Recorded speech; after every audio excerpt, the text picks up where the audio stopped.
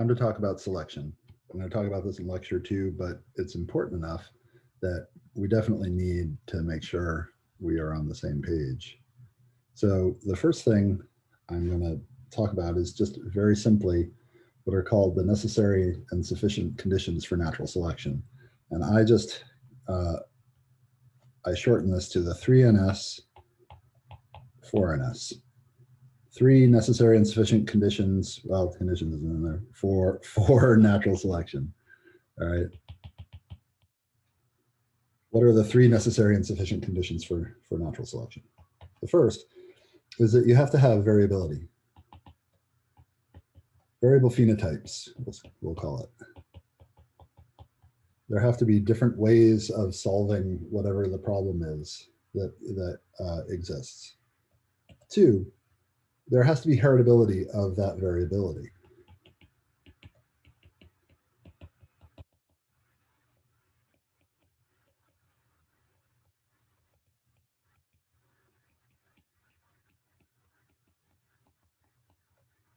Right, so you have to be able to inherit the variability that was expressed by your parents. Right, your parents were different than the average.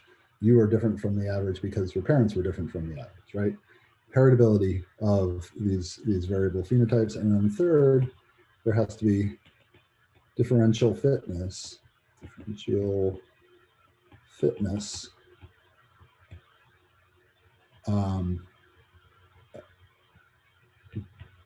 Based on this heritable variation.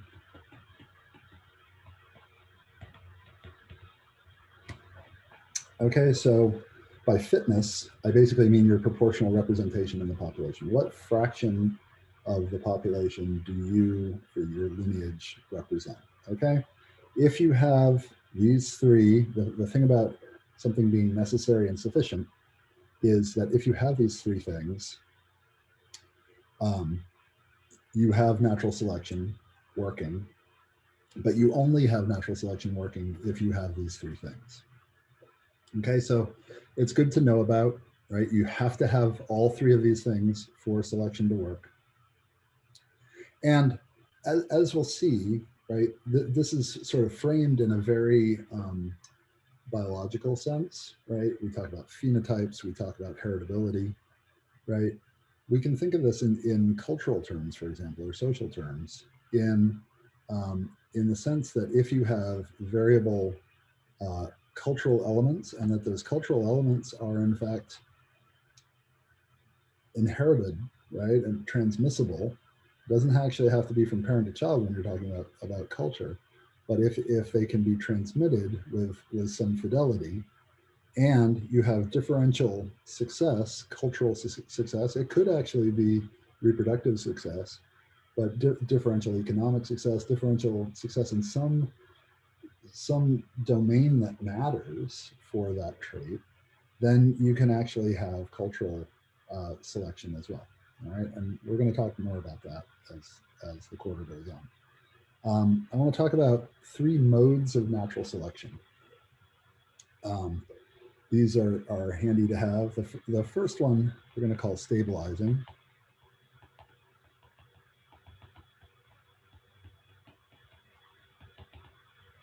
And in all of these, what we're going to do is we're going to draw a distribution of trait values. And this is the probability. And we're going to make these broadly kind of bell-shaped. All right. And when you have stabilizing selection, what you have is selection against extreme values. Okay. The mean is favored, and the extreme values are selected against. The effect that this has is it reduces the variance in the trait. And this is a general rule. When you have selection acting, it reduces variance, right? Because it's eliminating parts of this distribution. And as you eliminate parts of that distribution, you're going to remove variance from the population, okay? But the mean here stays the same. All right. There are lots of examples of stabilizing selection. A really good one is human birth rate that's been demonstrated repeatedly. Right? There's very strong selection against being small. We know that low birth rate is a major risk factor for epinatal mortality. And there's very strong selection against very high birth rate because you have to be able to pass through the birth canal to successfully be birthed, and it's already a little tight, right, for an average sized baby. So that's an example of stabilizing selection. Let's move on to directional selection.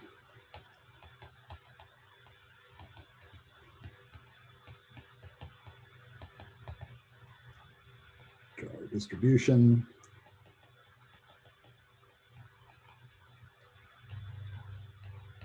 Remember to always label your axes. I'm going to try really hard to always label my axes.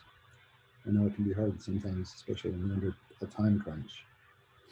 Okay, so in directional selection, there's selection against one of the extremes, or selection that favors the other extreme. Okay, so what this does is the variance will be reduced. The mean, in this case, will increase, right? Because we're lopping off the bottom part of the distribution. We could have directional selection favoring smaller values of the trait as well, okay? So I'll just note in this case. All right, so there are lots of examples, obviously, of directional selection as well. Anytime you see an evolutionary change in body size, as we've seen in early hominins, right? Start with these Australopithecines. They're essentially, Australopithecus afarensis, sorry, was on the order of a little over 3 feet tall. And by the time, a couple million years later, you have Homo ergaster. You've got something that's essentially modern size. It's, the Narcotomy boy was 12 years old, and he was whatever he was, 5'8", 5'10". And so you have essentially modern human height within about 2 million years, and about 2 million years ago, right? So presumably there's been some directional selection for increase in height. There's also, over the span of human evolution, there's been selection for increased brain size, though interestingly, our brains are smaller than they were, 60,000 years ago, and they're quite a bit smaller than Neanderthal brains. So don't fall for the fallacy that bigger is necessarily better. Presumably our brains work better, but I mean, we don't know. But anyways, that's for another class. 3 is disruptive selection.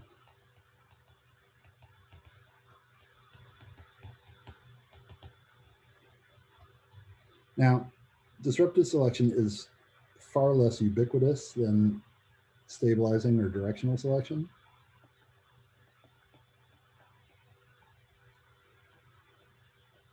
But it probably happens.